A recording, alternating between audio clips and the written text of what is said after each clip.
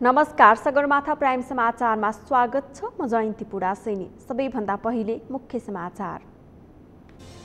प्रमुख प्रतिपक्षी दल एमाले अध्यक्ष ओली विरुद्ध सत्ता गठबन्धनद्वारा आक्रोश व्यक्त। सभामुखलाई धम्की दिएको भन्दै आपत्ति प्रकट। दिवंगत आफन्तको सम्झनामा आज गाई जात्रा पर्व मनाइयो। मानिसलाई गाईका रूपमा सिंगारी आफ्नो क्षेत्रमा परिक्रमा गराउने प्रचलन। नेपालमा पछिल्लो 24 घण्टामा 1548 कोरोना संक्रमित, 24 को मृत्यु। भवन अभावका कारण पाल्पामा अक्सिजन प्लान्ट सञ्चालन हुन सकेन। तालिबानले आफ्नो सत्तालाई वैधता दिन आग्रह गरेको अमेरिकी राष्ट्रपति जो बाइडेनको खुलासा। उनीहरूको व्यवहारमा भर पर्ने प्रतिक्रिया।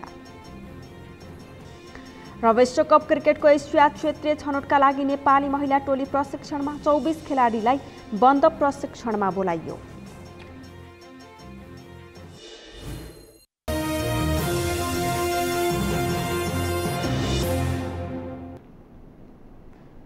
सगरमाथा प्राइम समाचार अब विस्तारमा। सत्तारूढ गठबन्धनले सभामुख अग्निप्रसाद सापकोटा विरुद्ध धम्कीपूर्ण अभिव्यक्ति दिएको भन्दै प्रमुख प्रतिपक्षी दल नेकपा एमालेका अध्यक्ष केपी शर्मा ओलीप्रति आक्रोश व्यक्त गरेको छ। एक रिपोर्ट।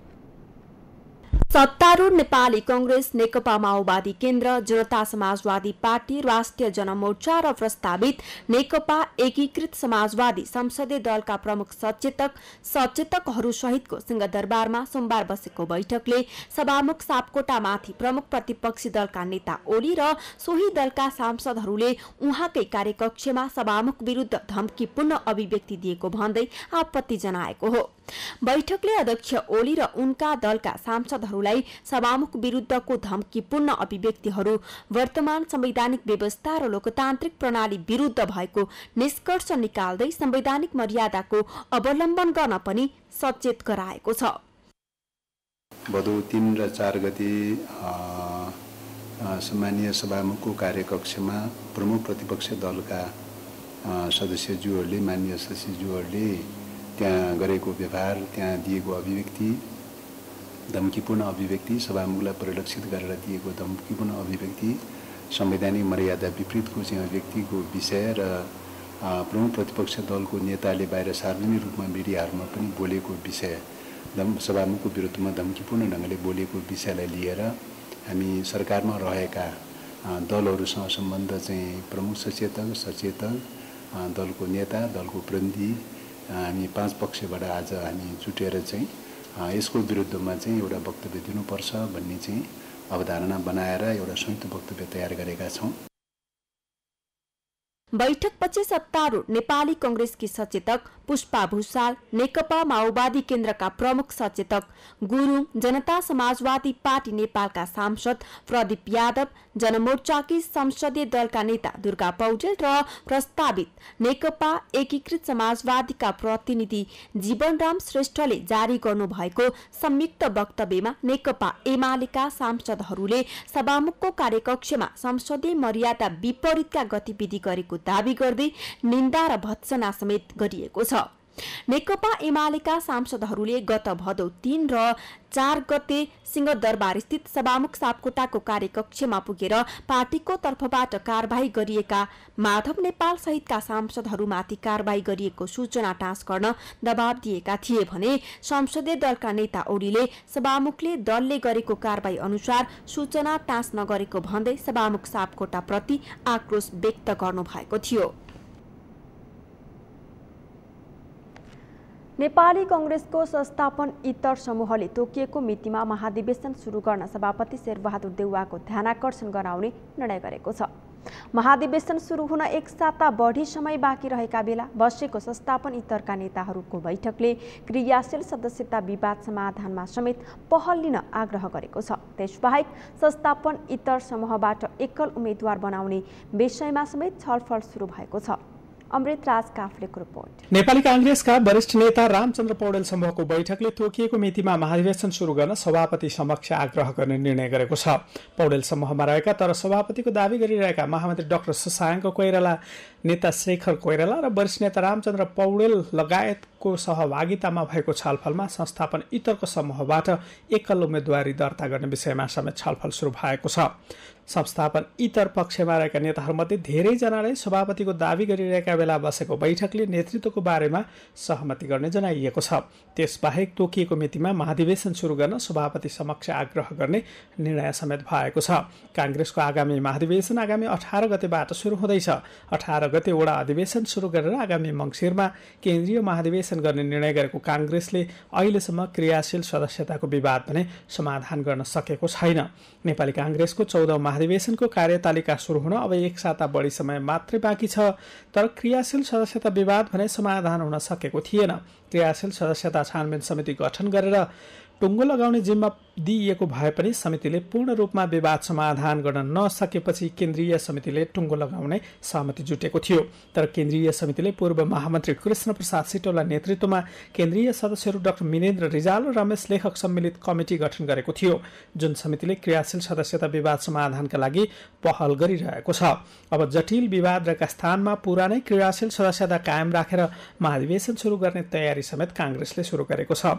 नेपाली काङ्ग्रेसको 14औं महाधिवेशन भदौ 23 गतेभित्र सुरु हुन नसके संवैधानिक सङ्कट आउन सक्ने भन्दै महाधिवेशनको प्रक्रिया सुरु गर्न काङ्ग्रेसमाथि दबाव बढिरहेको छ। सभापति तथा प्रधानमन्त्री शेरबहादुर देउवाले समेत जस्तो सुकै अवस्थामा समेत महाधिवेशनको प्रक्रिया सुरु गर्ने बताइसकेका छन्। सगरमाथा टेलिभिजनका लागि क्यामेरामा केशव तिमेल सिन्हाका साथमा अमृत राज काफले, काठमाडौँ। नेकपा एमालेका अध्यक्ष केपी शर्मा ओली विघटित पार्टी एकता कार्यदलले तय गरेको 10 बुँदे सहमति कार्यान्वयन गर्न सहमत भएका छन्। विगतमा माधव नेपाललाई साथ दिएर हाल पार्टी एकताका लागि भन्दै नेपाल पक्षमा नरहेका स्थायी कमिटी सदस्यहरूसँग आज भएको बैठकमा ओली सहमति कार्यान्वयनका लागि तयार भएका हुन्। एक रिपोर्ट। एमालेबाट अलगिएर नेकपा एकीकृत समाजवादी बनाएका माधव कुमार नेपाललाई साथ नदिएका स्थायी कमिटी सदस्यहरूसँग आफ्नो निवास बालकोटमा सोमबार भएको बैठकमा अध्यक्ष ओलीले कार्यदलले तय गरेको सहमति कार्यान्वयन गर्दै पार्टी कमिटीलाई 2075 साल जेठ 2 गतेको अवस्थामा फर्काउन तयार भएका हुन्। बैठकपछि सञ्चारकर्मीलाई प्रतिक्रिया दिँदै प्रवक्ता प्रदीप कुमार गेवालीले बैठकमा स्थायी कमिटीले 10 बुँदेको कार्यान्वयनमा जोड दिएको र 10 बुँदेको कार्यान्वयनको प्रक्रियालाई अझ तीव्रताका साथ अगाडि बढाउने बताए। उनले बैठक सौहार्द र उपलब्धिमूलक भएको भन्दै पार्टी एकतामा देखा परेका समस्याहरू समाधानका लागि दृढतापूर्वक अगाडि बढ्ने विश्वास पनि व्यक्त गरे। स्थायी कमिटीका कमिटीहरू जो अहिलेसम्म विभिन्न कारणले बैठकमा सहभागी हुन सक्नु भएको थिएन, उहाँहरूले मूलतः असार 27 गते कार्यदलको तर्फबाट गरिएको 10 बुँदे प्रस्ताव त्यसलाई कार्यान्वयन गरेर लैजाने कुरामा चाहिँ बढी जोड दिनुभयो। छलफलले 10 बुँदे प्रस्तावलाई कार्यान्वयनको प्रक्रिया जुन अब सुरु पनि भइसकेको छ त्यसलाई अझ तीव्रता दिने, यसको कार्यान्वयनलाई अगाडि बढाउने निर्णय गरेको छ। पार्टी एकताका लागि प्रयास गर्दै आएका एमाले सचिव योगेश भट्टराईले पार्टीलाई एकताबद्ध बनाउनका लागि आफू जिम्मेवार रहेको प्रतिबद्धता अध्यक्ष ओलीले दिएको बताए। मंगलबार बस्ने स्थायी कमिटीको बैठकले 10 बुँदे कार्यान्वयनका लागि मिति सहितको कार्ययोजना ल्याउने र त्यस लगत्तै केन्द्रीय कमिटी बैठक आह्वान गरेर सहमतिलाई परिष्कृत गर्दै कार्यान्वयनमा लैजाने उनले बताए। एमालेको केन्द्रदेखि ओडा तहसम्मको कमिटी 2075 जेठ 2 गतेको अवस्थामा फर्काउनका लागि स्थायी कमिटी बैठकमा कार्ययोजना प्रस्तुत हुने उनले बताए। नेकपा एमालेको एकतालाई बचाइराख्नको लागि मूलतः 10 सदस्यीय कार्यदलले प्रस्तावित गरेको 10 बुँदे प्रस्तावलाई कार्यान्वयन गर्नुपर्छ भन्ने कुरालाई हामीले जोड दियौँ र त्यसमा अध्यक्ष कमिटी र हाम्रो बीचमा एउटा सहमति भएको छ। त्यसलाई चाहिँ कार्यान्वयनमा लैजाने, कार्यान्वयनको प्रक्रिया अगाडि बढाउने र त्यसको कार्यान्वयनको ठोस मोडालिटीहरू बनाउनको लागि भोलि नै स्थायी कमिटीको बैठक आह्वान गर्ने र त्यो स्थायी कमिटीको बैठकले 10 बुँदे कार्यको कार्यान्वयनको लागि एउटा तिथिमिति सहितको कार्ययोजनाहरू स्थायी कमिटीले अगाडि सार्छ। विगतमा नेता माधव कुमार नेपाल पक्षमा सामेल भएका स्थायी कमिटी सदस्यहरू पार्टी एकताको पक्षमा रहँदै नेता नेपालको साथ छाडेका छन्।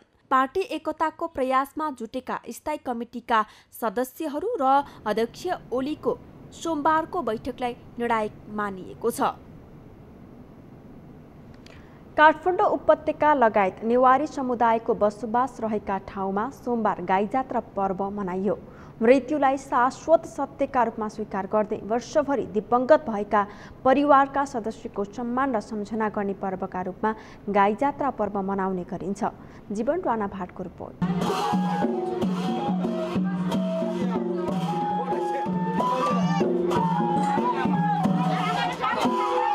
वर्षभरि दिवंगत भएका परिवारका सदस्यको सम्झना र सम्मान स्वरूप मनाइने गाईजात्रा पर्व सोमबार मनाइएको छ। भाद्र कृष्ण प्रतिपदादेखि अष्टमीसम्म 8 दिनसम्म यो पर्व मनाउने गरिए पनि कयौं स्थानमा सोमबार नै मनाइएको हो। काठमाडौँ उपत्यका लगायतका देशका मुख्य नेवारी बस्तीमा 1 वर्षभित्र दिवंगत आफन्तको सम्झनामा गाई वा मानिसलाई गाईको रूपमा सिंगारी आफ्नो टोलमा परिक्रमा गराउने र उनीहरूलाई श्रद्धालुद्वारा दूध, फलफूल, रोटी, चिउरा, दहीका साथै अन्न र द्रव्य दान गर्ने गरिन्छ। यसो गर्नाले वर्षभरि मृत्यु भएका व्यक्ति गाईको पुच्छर समाई बैतरणी पार हुन्छन् भन्ने धार्मिक विश्वास रहिआएको छ।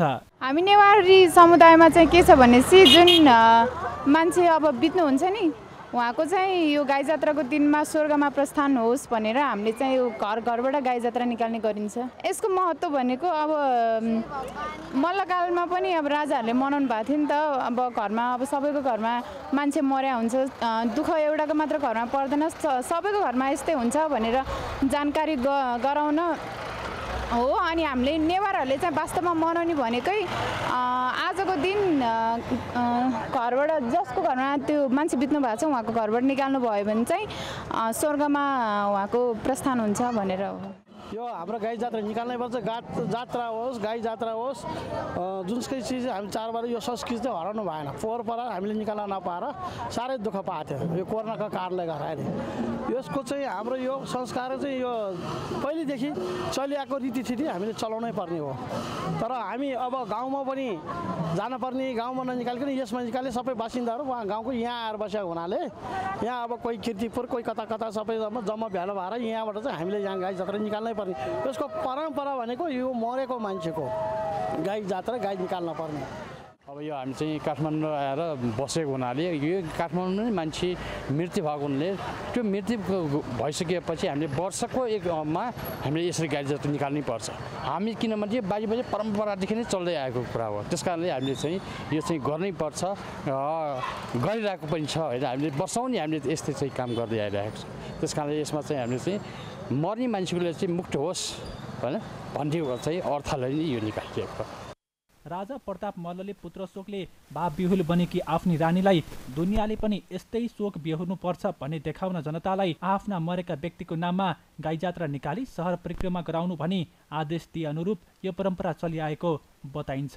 यस पर्वमा सामाजिक विसङ्गति विरुद्ध व्यङ्ग्यात्मक प्रदर्शन, नाचगान तथा दिवंगत व्यक्तिको सम्झनामा रामायणका करुण रसका गीत पनि गाउने गरिन्छ।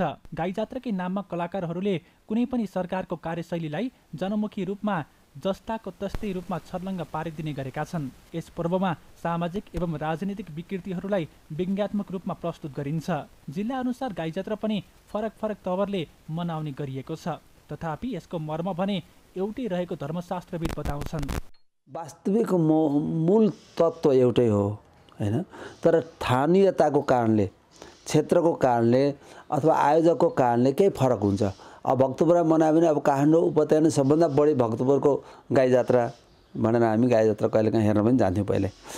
र किनभने भक्तपुरमा चाहिँ झन् घरै पछि निस्कने र त्यहाँ चाहिँ त्यहाँका भैरव भद्रकालीहरूको पूजा गरेर त्यहाँबाट उहाँहरू निस्कने।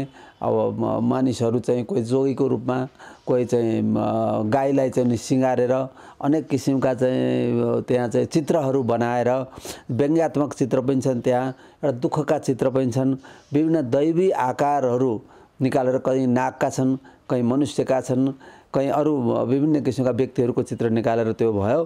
त्यो भयो। अब ललितपुरको फेरि अर्कै किसिमको छ, ललितपुरमा पनि त्यस्तै सहभागी छ, त्यहाँ अलिक फरक छ भिन्न, तर मूल कुरो एउटै हो।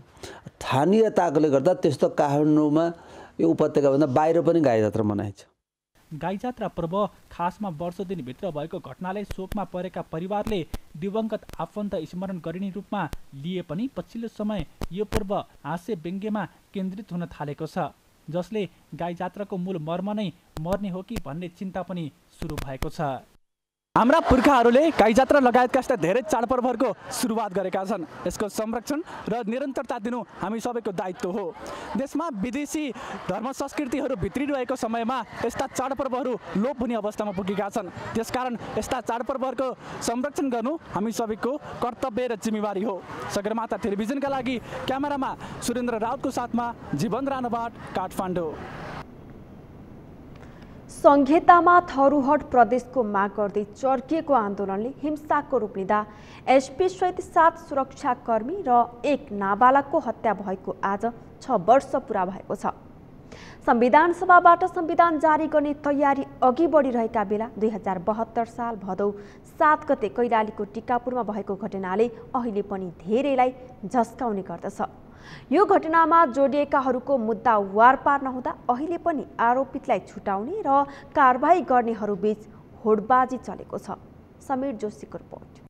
थारूहट थारूवान र अखण्ड सुदूरपश्चिम आन्दोलनको क्रममा कैलालीको टिकापुरमा भएको घटनाको 6 वर्ष पुरा भएको छ। 6 वर्ष अघि 2072 साल भदौ 7 गते आजकै दिन भनिएको आन्दोलनमा प्रहरी वरिष्ठ उपरीक्षक एसपी लक्ष्मण नेउपाने सहितका 7 जना प्रहरी र 1 नाबालकको ज्यान गएको थियो।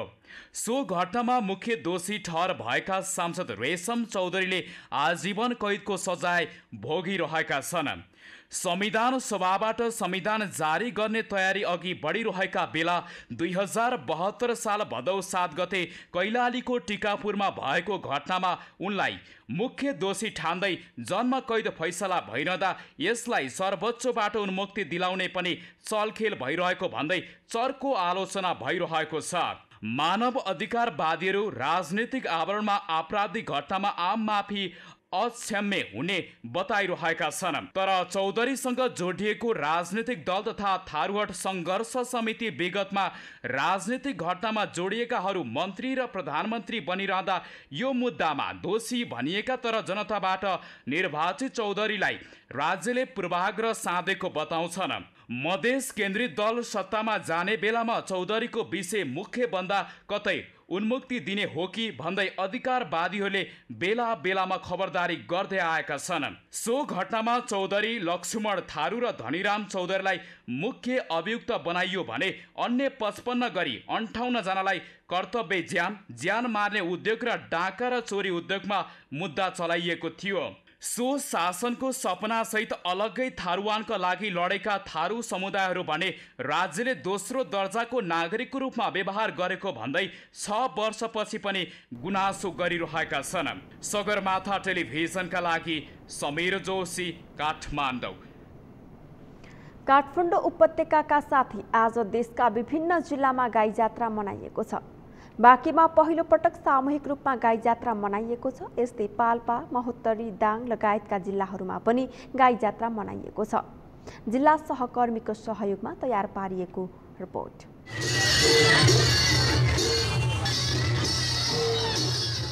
बाँके जिल्लामा पहिलो पटक नेवार समुदायले सामूहिक रूपमा गाई जात्रा मनाएका छन्। नेवा पुञ्चोह बाँके र नेवा दयह बाँकेको आयोजनामा नेपालगञ्जमा गाई जात्रा मनाइएको हो। नेपालगञ्जमा यसअघि व्यक्तिगत रूपमा घर घरबाट नेपालगञ्जमा रहेको बागेश्वरी मन्दिरमा पुगेर विधिवत रूपमा गाई जात्रा मनाएर संस्कार पूरा गर्ने गरिन्थ्यो भने यस वर्ष संयुक्त रूपमा गाई जात्राको आयोजना गरी मनाइएको छ।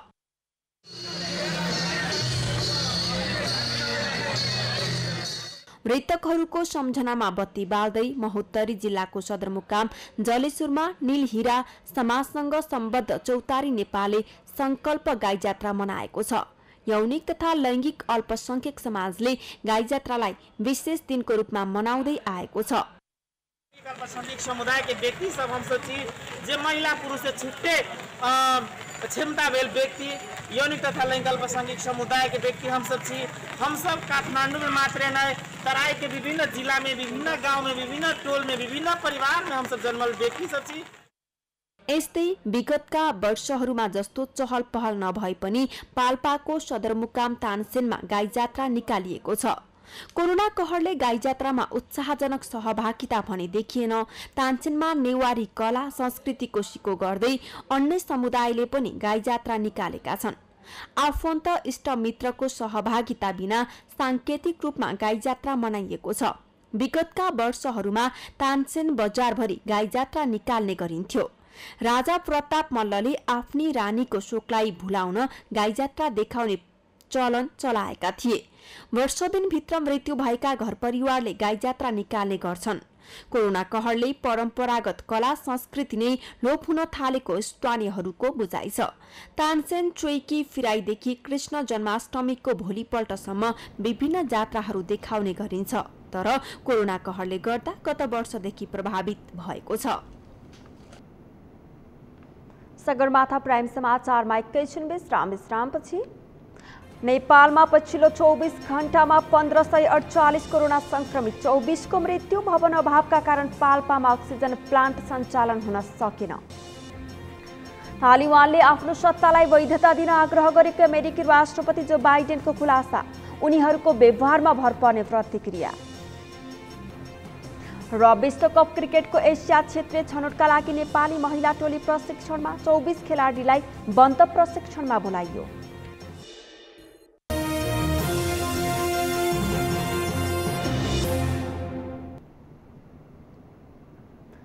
विश्रामपछि सगरमाथा प्राइम समाचारमा पुनः स्वागत छ। अब बाँकी समाचार। नेपालमा पछिल्लो 24 घण्टामा थप 1548 जनामा कोरोना भाइरस संक्रमण पुष्टि भएको छ। यो अवधिमा 1924 जना संक्रमित निको भएका छन् भने 24 जना संक्रमितको मृत्यु भएको छ। एक रिपोर्ट। नेपालमा पछिल्लो 24 घण्टामा 1548 जनामा कोरोना भाइरस संक्रमण पुष्टि भएको छ। स्वास्थ्य तथा जनसङ्ख्या मन्त्रालयका अनुसार देशभरका विभिन्न प्रयोगशालामा गरिएको 8704 जनाको पीसीआर परीक्षणमा 1548 जनामा संक्रमण पुष्टि भएको हो। त्यसैगरी 2622 जनाको एन्टिजेन विधिबाट गरिएको परीक्षणमा 253 जनामा कोरोना पुष्टि भएको छ। पछिल्लो 24 घण्टामा थप 24 जना कोरोना संक्रमितको मृत्यु भएको छ। सोही अवधिमा मुलुकका विभिन्न अस्पतालबाट 1924 जना कोरोना संक्रमण मुक्त भएको मन्त्रालयले जानकारी दिएको छ। मन्त्रालयको तथ्याङ्क अनुसार अहिले मुलुकभर 38,351 जना सक्रिय संक्रमित रहेका छन्, जसमध्ये 35,132 जना होम आइसोलेसनमा रहेका छन् भने 3,219 जना संस्थागत आइसोलेसनमा रहेका छन्। कोरोनाको बिरामी मध्ये 679 जना आइसियु र 176 जना भेन्टिलेटरमा उपचाररत छन्। यस्तै 10 वर्ष मुनिका 31 बालबालिकामा कोरोना संक्रमण पुष्टि भएको छ भने 11 देखि 20 वर्ष उमेर समूहका 124 जना कोरोना संक्रमित थपिएका छन्। पाल्पा अस्पतालले स्थापना गर्ने भनेको अक्सिजन प्लान्ट अझै सञ्चालन भएको छैन। अक्सिजन उत्पादन गर्ने प्लान्ट खरिद गरेको 4 महिना भए पनि उपकरणहरू राख्ने भवन नबनेकाले प्लान्ट सञ्चालनमा आउन नसकेको हो।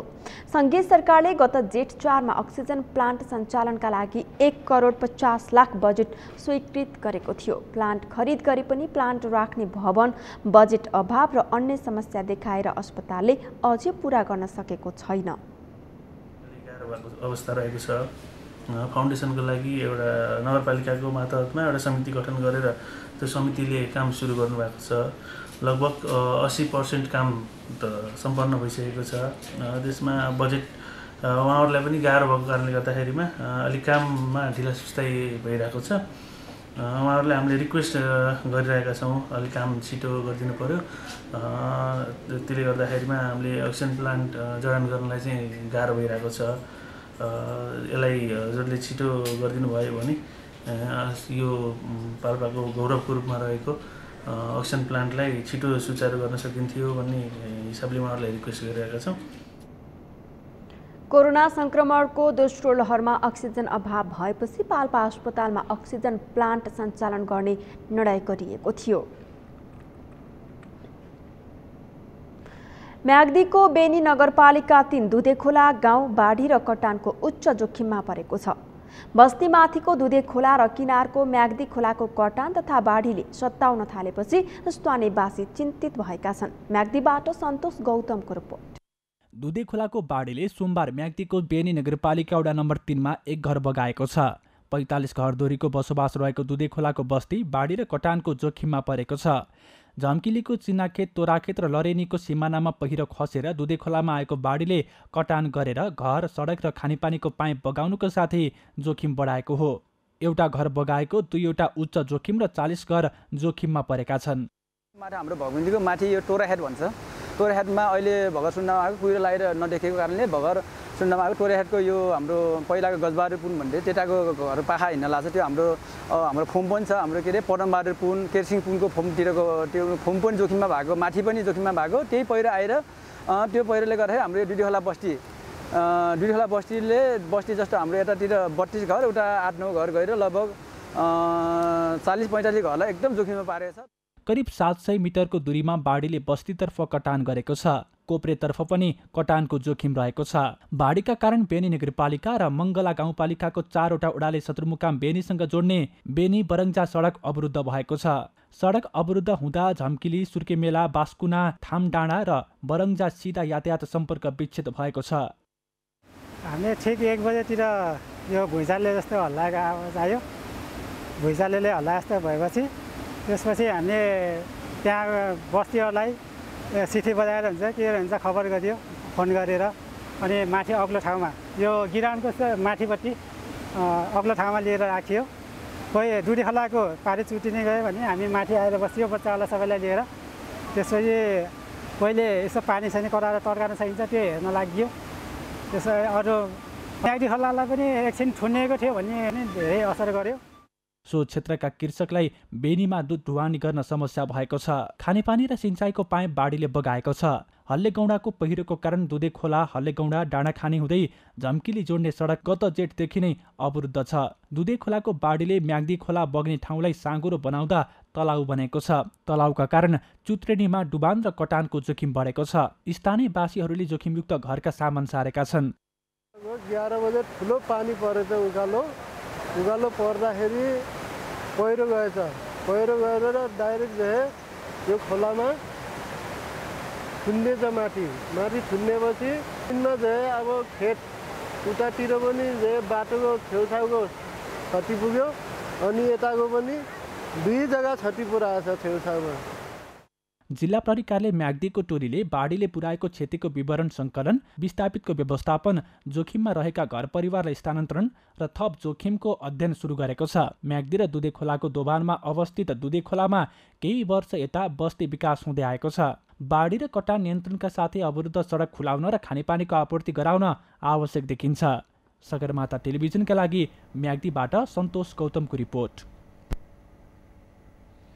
मनसुनी वायुको सामान्य प्रभाव रहेकाले केही दिनदेखि निरन्तर वर्षा भइरहेको जल तथा मौसम विज्ञान विभागको मौसम पूर्वानुमान महाशाखाले जनाएको छ।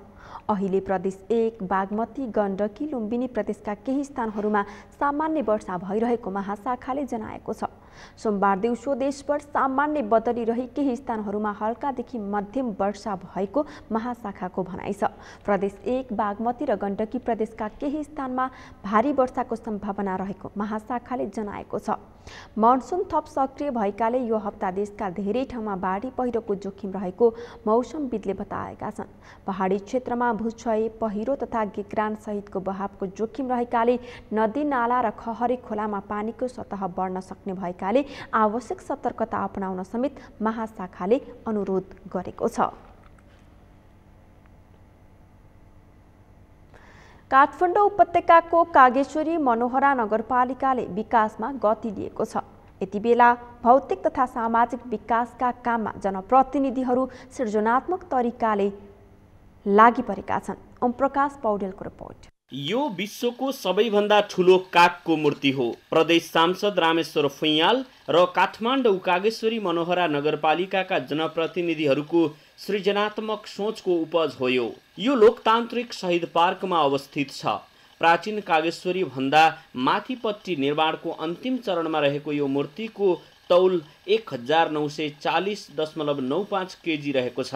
नगरवासीमा अपनत्वको भावना अभिवृद्धि गराउन तपाईँ दिनुस् कवाड हामी निर्माण गर्छौं सम्पदा भन्ने अभियानका साथ नगरका बस्ती बस्तीबाट सङ्कलित विभिन्न 8 धातुबाट यो मूर्ति निर्माण भएको हो। यहाँ काग अष्टमी अर्थात् भाद्र शुक्ल अष्टमीका दिन कागेश्वरी मन्दिर परिसरमा लाग्ने काग अष्टमी मेलामा झण्डै 1 लाख पर्यटकहरू तथा नगरका अन्य पर्यटकीय स्थल समेत गर्दा वार्षिक 3 लाख पर्यटकहरू आउने गरेका छन्। स्वस्थानी व्रत कथामा उल्लेख भएअनुसार कागेश्वरी मन्दिर 30औं लिङ्गमा पर्दछ। कागले छोएपछि र गोसाईकुण्ड गएपछि एक पटक कागेश्वरी मन्दिर पुग्नै पर्ने जनविश्वास रहेको वडा नम्बर 1 का वडा अध्यक्ष मुकुन्द प्रसाद गजुरेलले बताए। नगरले यसबीचमा अन्य थुप्रै कामहरू पनि सम्पन्न गरेको प्रमुख प्रशासकीय अधिकृत गिरिराज गिवालीले बताए। 10.5 किलोमिटर लम्बाइ रहेको ब्रह्मखेल गागल फेदी सडक निर्माण, पेट्रोल पम्प, रेस्टुरेन्ट, पार्क सहितको गागल फेदी बस पार्क, नगरको 7 तले प्रशासकीय भवन, कागेश्वरी धाम, लोकतान्त्रिक शहीद पार्क, राम जानकी मन्दिर, मणिलिङ्गेश्वर महादेव, फुटसल निर्माण लगायतका काम केहीको डीपीआर भएको, कतिपयको निर्माण चलिरहेको छ भने कतिपयको निर्माण सम्पन्न भएको छ। कान्ति भैरव, सिद्धि गणेश र आदर्श माविलाई टाढाका विद्यार्थी ओसार्नको लागि बस उपलब्ध गराउनु तथा 50% अनुदानमा एक शिक्षक एक ल्यापटप कार्यक्रम लागू गरी शैक्षिक गुणस्तर अभिवृद्धिमा आफूहरू लागि परेको, नगरमा 14वटा खानेपानी आयोजना मार्फत सम्पूर्ण नगरवासीलाई स्वच्छ पिउने पानी उपलब्ध गराउने चरणमा रहेको, नगरमा 10वटा स्वास्थ्य संस्था मार्फत स्तरीय स्वास्थ्य सेवा प्रदान गरेको नगरसँग तथ्याङ्क छ। नगरमा 5 रोपनीमा व्यावसायिक कृषि गर्दा 1 लाख रुपैयाँ तथा 20 रोपनीमा 5 लाख रुपैयाँ रकम अनुदानको रूपमा कृषकहरूलाई प्रदान गर्दा कृषिमा व्यावसायिकताको प्रवर्धन भएको नगरको बुझाइ छ। कर्मचारीले 15 वर्षमा गर्न नसकेका काम जनप्रतिनिधि आएपछि यो 4-5 वर्षमा सम्पन्न भएको मेयर कृष्णहरि थापाले बताए। हरेक महिना टोल टोलमा मेयर कार्यक्रम अन्तर्गत बस्ती बस्तीमा पुगी नगरवासीको राय सङ्कलन गर्ने कार्य पनि चलिरहेको छ। अहिले वास्तवमा कागेश्वरी मनोहरा नगरपालिकामा विकास सेवा हुन स्थानीय त हामी भन्छौँ सरकार भन्छौँ, स्थानीय सरकार आएपछि शिक्षा स्वास्थ्य कृषि पशु सबै पर्छन् होइन। त्यो मध्येमा अहिले हाम्रो नगरपालिका चाहिँ 2071 मङ्सिर 16 गते घोषणा भएको नगरपालिका हो होइन। 6वटा गाउँ विकास समिति मिलेर बनेको नगरपालिका अहिले हामीले 2074 जेठ 10 गते जुन चाहिँ हामीले कागेश्वरी मनोहरा नगरपालिकाको जिम्मेवारी सम्हालिसकेपछि अहिले पूर्वाधार विकास र तपाईँको प्रत्येक वडा कार्यालय बनाउने, वडा कार्यालयहरू रेनोभेसन गरी होइन। अहिले हामी आउँदा 5वटा स्वास्थ्य केन्द्रमा थियो, अहिले हामीले चाहिँ 5वटा स्वास्थ्य केन्द्र, एउटा नगर अस्पताल, 4वटा सहरी स्वास्थ्य केन्द्र, एउटा चाहिँ तपाईँको आयुर्वेद होइन र वडा नम्बर 1 मा अझ एउटा थप स्वास्थ्य केन्द्र गरेर चाहिँ 10वटा चलाएका छौँ। त्यो हिसाबले स्वास्थ्य क्षेत्रमा त्यही गरेका छौँ। अहिले कृषि क्षेत्रमा भयो, तपाईँको शिक्षामा अहिले हामीले यो चाहिँ हामी कहाँ 16वटा चाहिँ सामुदायिक विद्यालय, 2वटा चाहिँ तपाईँको एउटा गृहिणी विद्यालय, एउटा धार्मिक विद्यालय र 71वटा चाहिँ निजी विद्यालय, यो सबै विद्यालयलाई पनि हामीले चाहिँ भनौँ अब शिक्षाको क्षेत्रमा पनि एउटा उल्लेखनीय काम गरेका छौँ। नगरको समृद्धिको लागि आफूले घोषणा गरेका सम्पूर्ण प्रतिबद्धताहरू पूरा भएको र पूरा हुन बाँकी एकाध कामहरू पनि आफ्नै कार्यकालमा सम्पन्न हुने उनको दाबी छ। अहिले हामी वास्तवमा कागेश्वरी मनोहरा नगरपालिकामा निर्वाचित भएर आएको 4 वर्ष पुरा भएर 5 वर्ष लागेको छ होइन। वास्तवमा स्थानीय निकाय चाहिँ 2059 सालदेखि 2074 सालसम्म जुन भ्याक्युम थियो, अहिले त्यो हामी आएपछि भनौँ नगरवासीहरूमा धेरै ऊर्जा जागेको छ। यो चाहिँ निर्वाचित जनप्रतिनिधि आएपछि विकास निर्माणका काम हुँदो रहेछ भन्ने चाहिँ उहाँहरूले चाहिँ विश्वास गर्नुभएको छ। जुन चाहिँ कर्मचारीले 15 वर्ष चलाउँदा नभएको काम यो 4 वर्षमा अहिले हामीले फुलफिल गरेका छौँ। मुख्यतः हामी कागेश्वरी मनोहरा नगरपालिकामा निर्वाचित भएर आइसकेपछि पूर्वाधार विकासमा जोड दिएका थियौँ होइन। पूर्वाधार विकासमा चाहिँ अब बाटो, खानेपानी, अब स्वास्थ्य शिक्षा हुन त अब सबै पर्छ होइन। तैपनि हामीले चाहिँ बाटोमा चाहिँ झन् अहिले कागेश्वरी मनोहरा नगरपालिकाको चाहिँ मुख्य बाटाहरू चाहिँ 75% बाटाहरू चाहिँ भनौँ न सकिएको र केही बाटाहरू अन्य कन्स्ट्रक्सनमा काम भएको। र हामीले चाहिँ कागेश्वरी मनोहरा नगरपालिकामा 2074 चैत्र 74बाट हामीले सुरु गरेको 75 चैत्र मसान्तसम्ममा कागेश्वरी मनोहरा नगरपालिकाको सेन्सस गऱ्यौँ मेट्रिक प्रणाली अनुसार। कागेश्वरी मनोहरा नगरले समृद्धिको लागि गरिरहेका काम सराहनीय रहेको जानकारहरूको बुझाइ छ। सगरमाथा टेलिभिजनको लागि क्यामेरामा प्रकाश कुँवरको साथ ओम प्रकाश पौडेल, काठमाडौँ। नेपाल विद्यार्थी संघले अर्घाखाँची निवासी बोनम्यारो क्यान्सरबाट पीडित भई उपचाररत गणेश खनाललाई आर्थिक सहयोग गरेको छ। दुर्गा भवानी उच्च माध्यमिक विद्यालय सैना महिना 1 रूपन्देहीमा कक्षा 11 मा अध्ययनरत अर्घाखाँचीका गणेश खनाल बोनम्यारो क्यान्सरको उपचार गराइरहेकोमा भक्तपुर क्यान्सर अस्पताल पुगेर नेपाल विद्यार्थी संघले 2,07,347 रुपैयाँ आर्थिक सहयोग गरेको हो। हाल अस्ट्रेलियामा रहनुभएका नेभी संघसँग आबद्ध प्रशान्त जङ कुँवर लगायतका नेभी संघका विद्यार्थीहरूले सङ्कलन गरेर पठाउनु भएको रकम नेपाल विद्यार्थी संघका पूर्व महामन्त्री तथा नेपाली कांग्रेसका नेता कुन्दन राज काफ्लेले बिरामीको आमा शान्ता खनाललाई हस्तान्तरण गर्नुभएको हो। आमा खनालले छोराको उपचार अस्पतालमा भइरहेको भन्दै उपचारका लागि लाग्ने रकम अभाव भएको बताउनुभयो। नेभी संघ पूर्व महामन्त्री काफ्लेले बिरामीको उपचारका लागि अस्पतालसँग आफूहरूले कुरा गरेर सहजीकरण गर्ने बताउनुभयो। सगरमाथा प्राइम समाचारमा एकैछिन विश्रामपछि तालिबानले आफ्नो सत्तालाई वैधता दिन आग्रह गरेको अमेरिकी राष्ट्रपति जो बाइडेनको खुलासा, उनीहरूको व्यवहारमा भर पर्ने प्रतिक्रिया र विश्वकप क्रिकेटको एसिया क्षेत्रीय छनौटका लागि नेपाली महिला टोली प्रशिक्षणमा 24 खेलाडीलाई बन्द प्रशिक्षणमा बोलाइयो।